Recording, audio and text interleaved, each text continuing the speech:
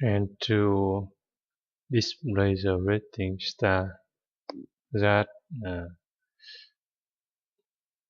allows the customer to select to give a rating 1, 2, 3, 4, 5 star. We can use jQuery plugin called Radio. You can Google for jQuery Radio.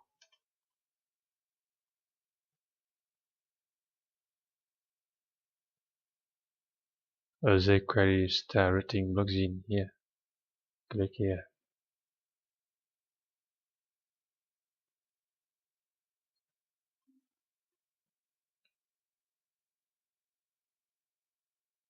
You see, Radio is a tiny and flexible jQuery star rating plugin. So we can use this plugin to display the ratings in the review form like this. You see.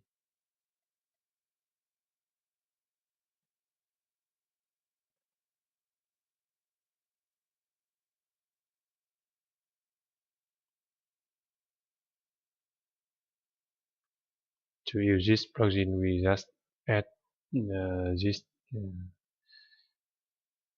link in the head section of